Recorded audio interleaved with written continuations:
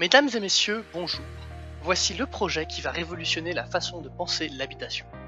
Réduction des déchets, de la pollution, de l'empreinte CO2, circuits courts, tout y passe. Voici la solution EcoImo. Tout d'abord, laissez-moi vous présenter notre équipe. Nous sommes 4 étudiants en sciences du numérique à l'école Chimie Physique Électronique, CPE, Lyon. Tom Bardou, Gabriel Cataneo, Nathalie Chanet et Sébastien Toraval, une équipe de choc pour vous servir. L'idée EcoImo, c'est un immeuble et à terme un groupement d'immeubles rassemblant un maximum des innovations permettant de réduire toutes les sources de pollution liées aux habitations, bureaux et commerces de proximité. L'ensemble obtenu est écologique, éco-responsable et autosuffisant. Commençons par l'organisation générale de notre habitation. L'immeuble fait une vingtaine d'étages dont les 4 premiers sont réservés à des bureaux, aux entreprises de services et à des commerces de proximité. Le reste de l'immeuble est constitué d'appartements de T1 à T3.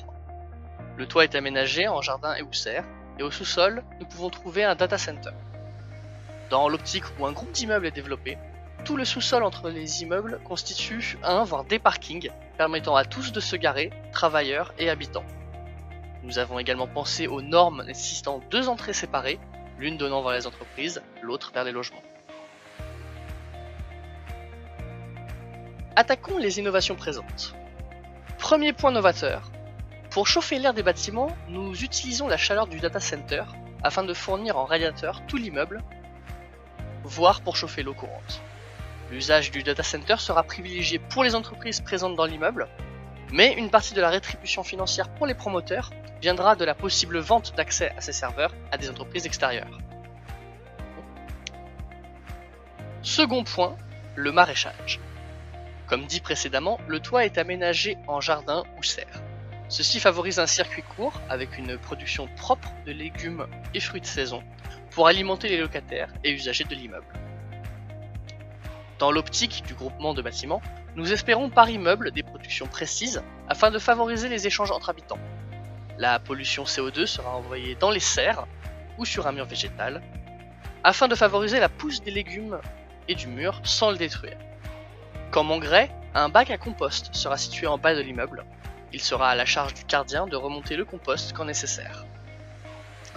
Pour compléter notre champ dans la ville, nous pensons installer des ruches qui favorisent la pollinisation des cultures et en plus fournissent du miel aux habitants.